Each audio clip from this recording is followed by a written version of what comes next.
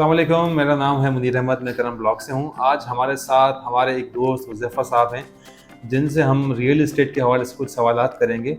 अच्छा हुज़ैफ़ा साहब, मुझे बताइएगा कि कोई बंदा अगर कराची में प्रॉपर्टी ख़रीदता है, तो वो किन-किन चीज़ों को मद्देनज़र रख के एक प्रॉपर्टी ख़रीद सकता है?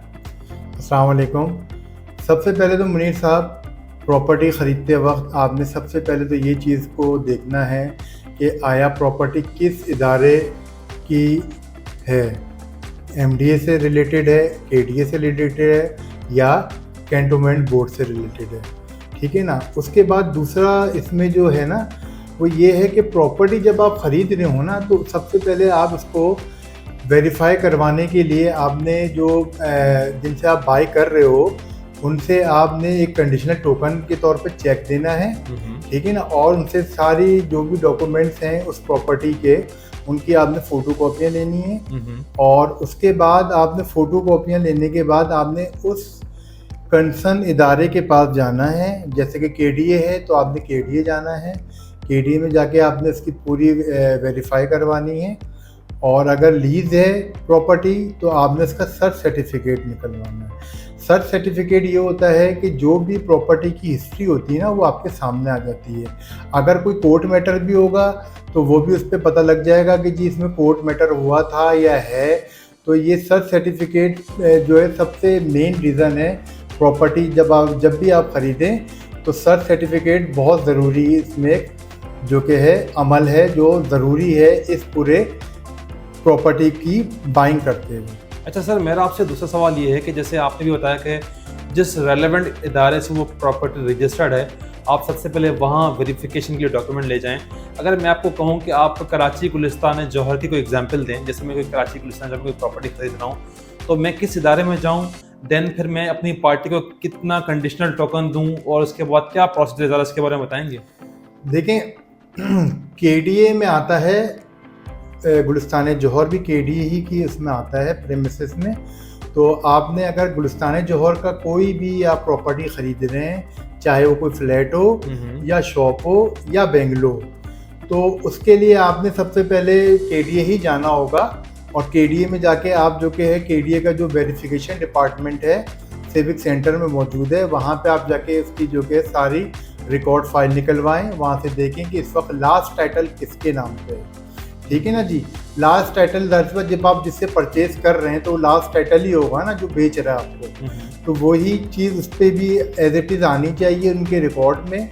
उसके अलावा आप वही, फिर मैं आपसे कहूँगा कि सर्च सर्टिफिकेट दूसरा उसका जो कि प्रोसेस जो है वो सर्च सर्टिफिकेट है। तो सर्च सर्टिफिकेट में सारी डिटेल भी इसमें आपको मिल जाएगी और जो कि केडीए से भी आपको उसका पूरा रिकॉर्ड पता लग जाएगा कि ये प्लॉट या घर या फ्लैट किसके नाम पे है। तो सबसे पहला ही आपका स्टेप केडीए ही है, क्योंकि केडीए ही आपको सबसे पहले इसका पूरा रिकॉर्ड मुहैया करेगा कि जी हमारे पास ये इसकी सारी रिकॉर्ड आ रहा है, ये मालिक है इसका। तो ये सारा रिकॉर्ड आपको केडीए ही बताएगा।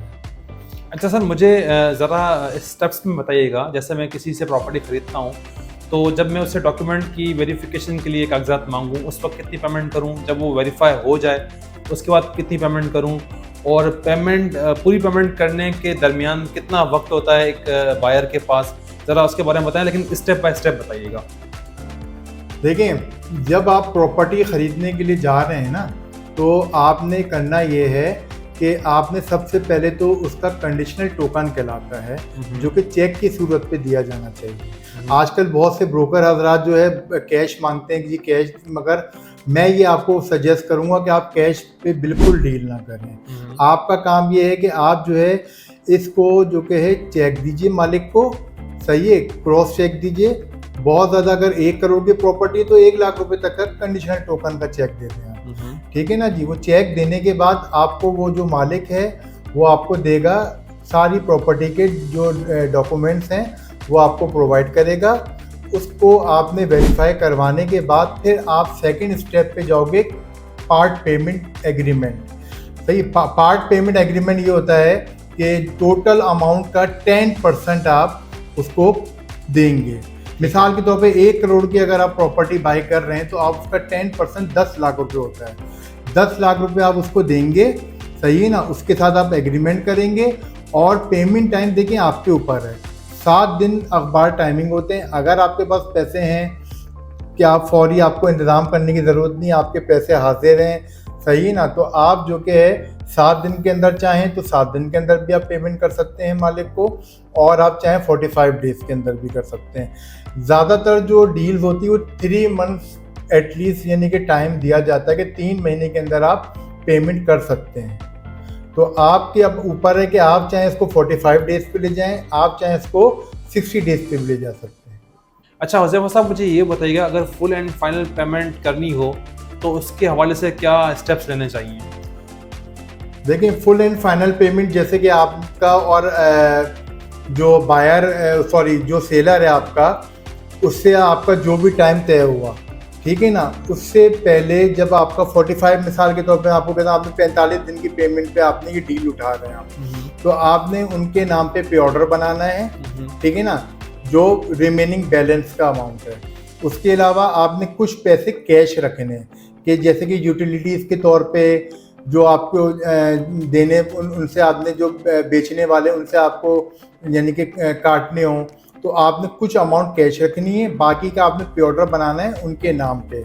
सही है। पे ऑर्डर बनाने के बाद आपने उनको देनी है फोटो कॉपी पे ऑर्डर की, ताकि वो भी तसल्ली कर सकें कि जी आया ये पे ऑर्डर फेक तो नहीं है, ठीक है ना, क्योंकि आजकल आपको पता है यहाँ के मामला ऐसे कि बहुत सी डील्स ऐसी भी होती है जिसमें फेक भी जो कि है पे ऑर्डर लोग दे देते हैं। तो इससे आप भी सेफ रहेंगे और जो आपका जो बेचने वाला है वो भी सेफ रहेगा। तो आप उसको पे ऑर्डर की जो कि फ़ोटो कॉपी देंगे, वो वेरीफाई करवाएगा। उसके बाद आप जब रजिस्ट्रार ऑफिस जाएंगे तो आप रजिस्ट्रार के पास जाने से पहले उनको पे ऑर्डर ओरिजिनल पे ऑर्डर देंगे।